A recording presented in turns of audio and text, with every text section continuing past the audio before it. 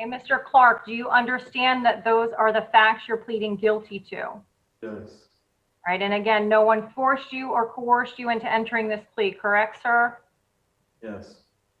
No one forced you or coerced you, correct? Correct. Okay. Based on your testimony, my review of the plea forms, as well as the court file and the state and defense's approval of the plea, I accept your plea. I find it is knowing and voluntary. You will be sentenced pursuant to Florida Statute 958.04 and 958.045 as a youthful offender as follows. Counts 1 through 18, you'll be sentenced to a term of incarceration as a youthful offender of 3 years as to each count to run concurrently with each other, and if you qualify, to the basic training boot camp provision of the youthful offender law. Your incarceration shall run consecutive to the term of probation imposed as to counts 19 through 30. You will receive credit for jail time since your arrest on July 31st, 2020, toward the incarceration portion of the sentence imposed.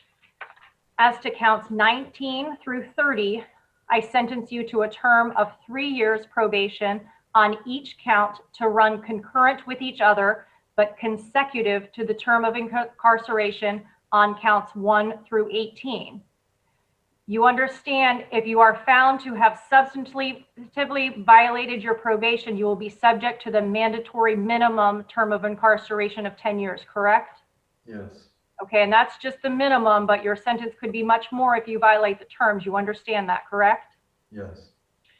All right, Mr. Clark, and you agree to have no direct or indirect access to electronic devices without permission of those supervising your probation and with proper notice to the Florida Department of Law Enforcement, where you will specifically identify all electronic devices and their passwords or other means to access the use of these electronic devices. Do you understand that?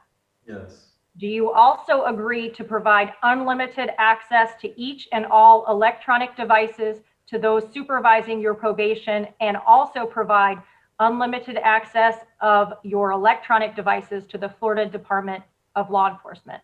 Yes.